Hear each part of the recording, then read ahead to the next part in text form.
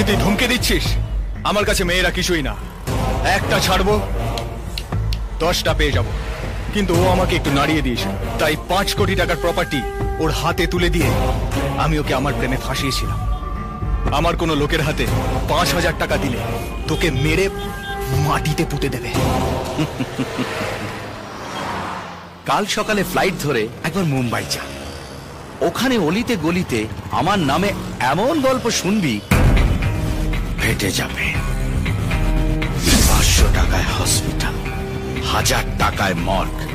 একটা মেয়ের জন্য তো তোদের 14 গোষ্ঠীকে লাপাতাগঞ্জ পাঠিয়ে দেবো। এই শোরের বাচ্চা, কি কাকে কি বলছিস জানিস? তোর মুম্বাইকে যে পকেটে রাখে সেই মাফিয়ার সাথে আমার লেনদেন চলে। রাজ বর্মা নাম শুনেছিস? আমরা একই ক্লাসের বন্ধু। দুবাইতে একটা ফোন যাবে আর তোর গল্প শেষ। মাথায় হেলমেট না থাকলে যখন ট্রাফিক পুলিশ ধরে না, তখন আমরাও বড় বড় নাম বলি, যাতে ওরা ভয় পেয়ে ছেড়ে দেয়। চাঁদ সাপের বাচ্চা আমি। নন্দিনীকে যদি আমি না পাই, তাহলে তোর সঙ্গে ওকেও শেষ করে দেবো।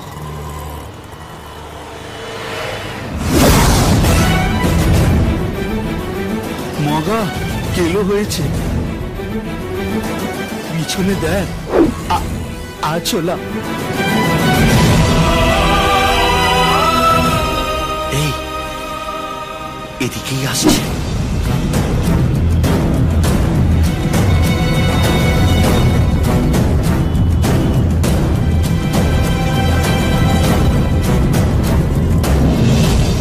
আমাকে আরেকবার বাঁচানোর জন্য ধন্যবাদ।